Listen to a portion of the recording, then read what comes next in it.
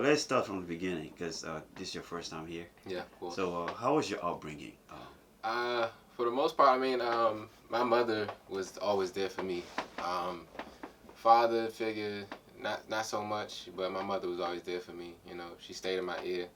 And, you know, she kind of she helped to groom me into the man that I am today. You know, so. Okay, so by saying that, it feels like you grew up in a single family household. I did. It was kind of I did and I didn't. I had a stepfather. Mm-hmm. Like he was around, but it wasn't a lot of communication going Oh, on. okay. So like the teaching you how to be a man part. It wasn't a lot of that.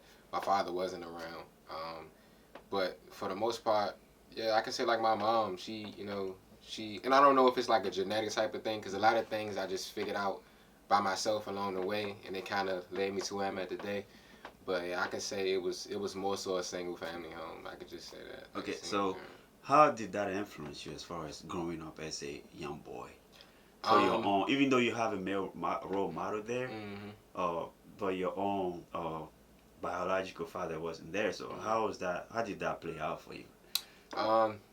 I mean, my mom, like growing up, my mom always like talked to me. So she would tell me if something was wrong, like if we didn't have money to pay for something or anything, she would talk to me and let me know. Okay. So like from a very early age, I was always, just focused and really oriented on life things. Like I was from like real young ages where kids probably would be like playing and running Mm-hmm. around and stuff.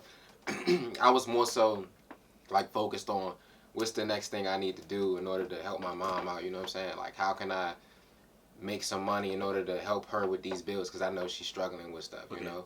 So my father figured not being there, it just made me want to step up and be more of a man, more Okay. of a caretaker. So as far as what you know today, what do you think uh, he didn't stick around? Uh, I mean, I guess he had his own reasons. He was in jail for a while, so I mean that's part of the reason.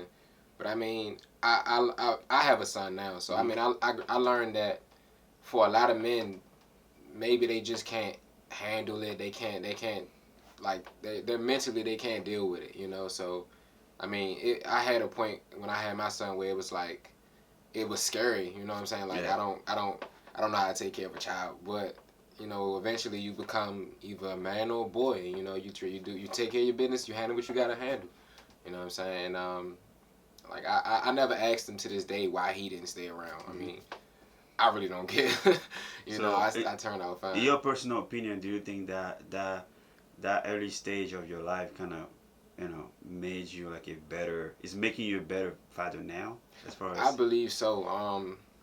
It made me a better person overall. I think I really think that the stuff that I went through, growing up, like with my mom and stuff, I really felt like that groomed me into the person I am today. Like when Okay. I look back on it, like I'm extremely independent. I'm a go getter.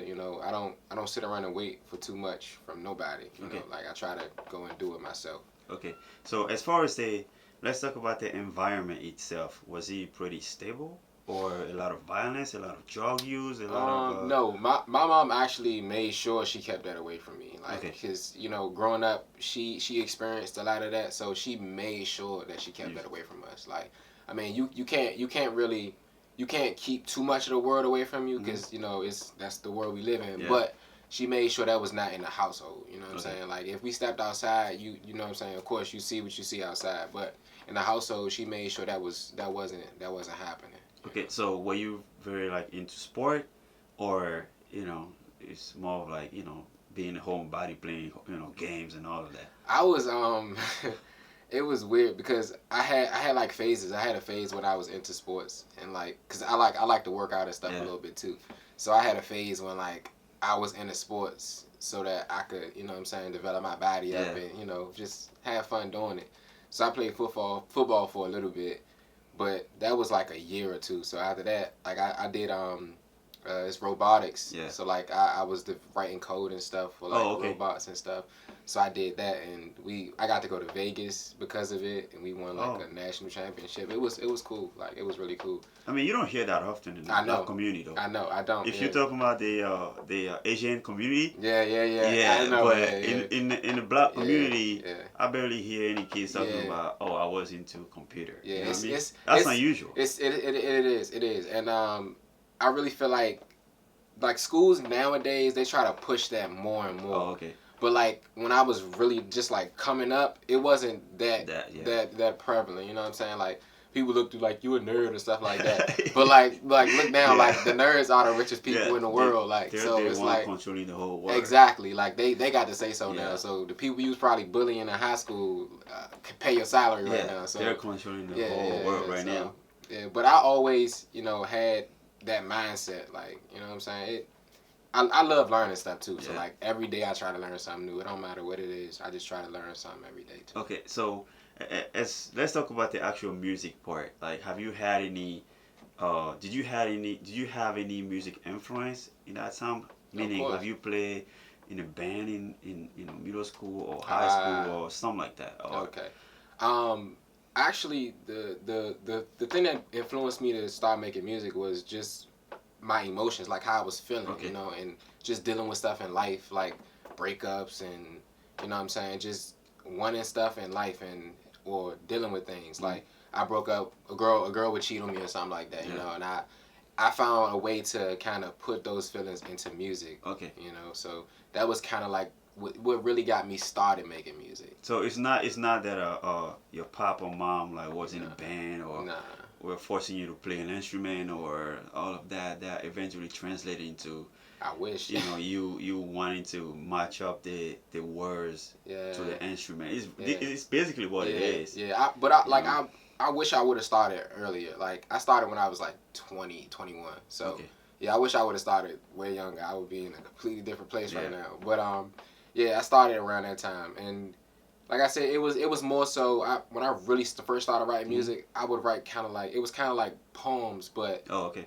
they weren't they didn't have really much of a format. It's just I was writing down how I was feeling, Okay. and I went with a couple of friends and we were all freestyling in the car. So like we were playing music, freestyling in the car.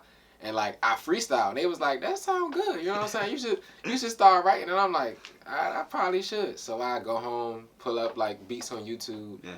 and just like start listening and writing stuff down as I'm going along. Yeah. And that's how I wrote my very first song. Like Okay. yeah. So it's not like you had like a training, a musical training per se. Nah, I just like I literally everything I've done in my life, I just like tried it, and Okay. if I succeeded, then I just kept going.